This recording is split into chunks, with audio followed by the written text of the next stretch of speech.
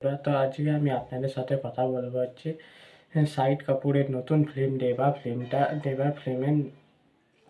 ফিল্মের first song বাসার মাজা সংটা রিলিজ হয়েছে, সেটার ব্যাপারে আমি আপনাদের সাথে এক্সপ্লেন করব। তো সংটা কেমন হয়েছে সেটার বিষয়েই বলবো। তো সংটা কেমন হয়েছে, তো সংটা গেয়েছে হচ্ছে মিক্কা সিং, বিশাল মিশ্রা।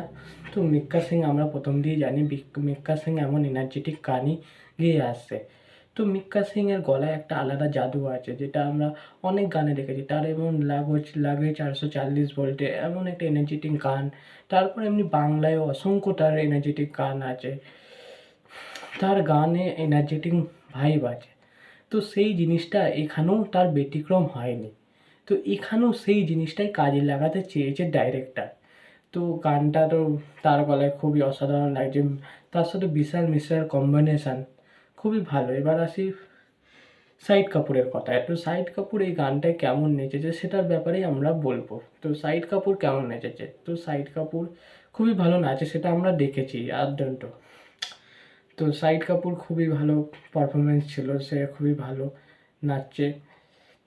তো এই গানটা শাহিদ কাপুরের পারফরমেন্স খুবই অসাধারণ। তো শাহিদ কাপুরকে দেখতেও খুব ভালো লাগছে, তাকে লুকিংও গুড। তো আউটস্ট্যান্ডিং লাগছে। এবার আমরা দেখি, তো আমরা তো ট্রেলার দেখেছি, ফার্স্ট সংও দেখেছি।